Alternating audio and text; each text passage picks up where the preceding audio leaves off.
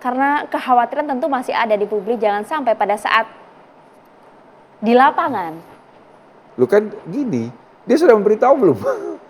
Kalau dia belum memberitahu, ada kerusuhan, pasti kena pasal itu. Jadi tidak mungkin ada itu ya, sudah memberitahukan kemudian dilarang untuk menjalankan aksinya. Tidak mungkin kemudian penegak hukum akan karena seperti ini itu. bukan soal izin, bukan memberitahu. Okay. Kalau izin itu perbuatan hukum dua pihak. Artinya yang diminta izin harus memberikan persetujuan, baru boleh dilakukan. Tapi ini kan pemberitahuan. Dan ingat loh, kalau izin berarti perbuatan itu dilarang, sehingga perlu izin. Tapi demonstrasi pawai itu kan bukan perbuatan yang dilarang, sehingga bukan izin, pemberitahuan. Jadi konteksnya jadi justru orang ingin melindungi itu ya, orang mengkritik itu sebetulnya kan saya lihat ini teman-teman yang mengkritik ini hakikat dari substansi pasal itu dia nggak paham.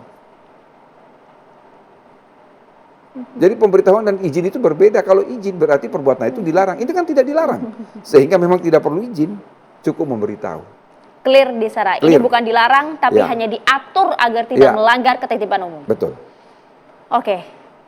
Termasuk juga pertanyaan lainnya, yang kemarin ramai pada saat KPK, kemudian menggelar press release, gelar kasus, tapi tidak ditampilkan tersangka sana karena sudah ada KUHP dan juga KUHP yang baru. Ada perlindungan atas asas praduga tak bersalah bagi para tersangka di sana. Ada meresponnya bagaimana? Terus terang, kami pembentuk undang-undang, pemerintah dan DPR memberikan apresiasi terhadap Komisi Pemberantasan Korupsi yang begitu cepat beradaptasi dengan KUHP yang baru. 2 Januari kemarin.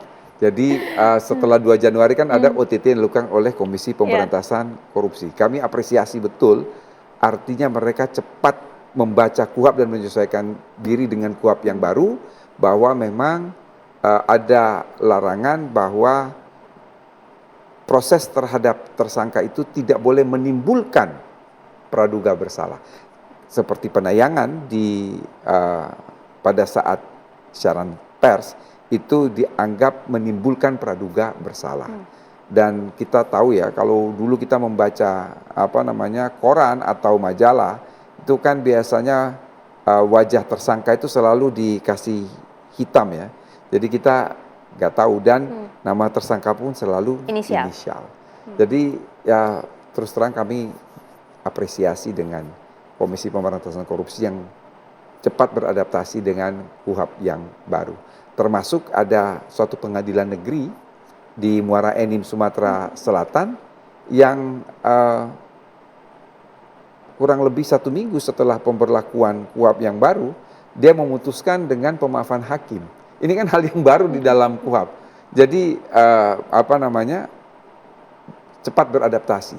Oleh karena itu pada tanggal 16 Desember, Jaksa Agung dan Kapolri melakukan nota kesepahaman untuk persiapan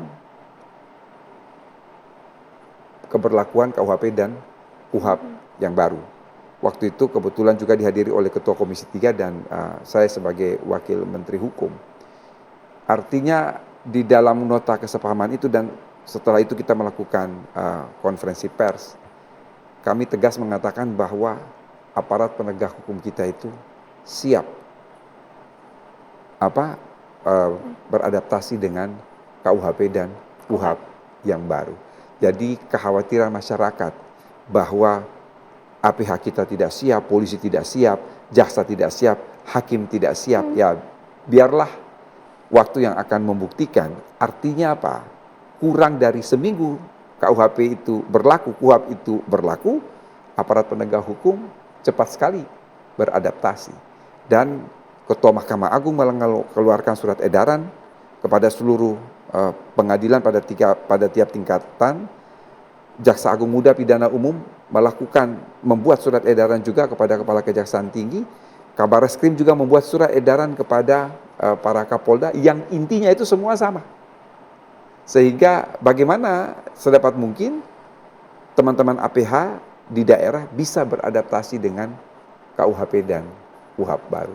Bagi kami pembentuk undang-undang DPR dan pemerintah melihat ini, ya kami senang ya. Dalam pengertian mereka bisa bersinergi, kompak untuk melaksanakan KUHP dan KUHAP yang baru, dan itu jalan.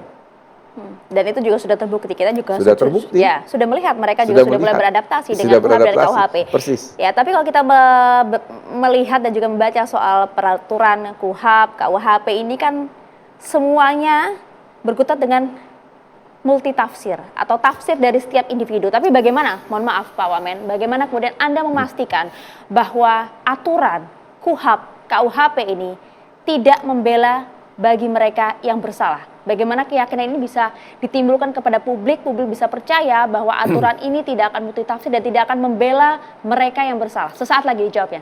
Kami jeda dulu.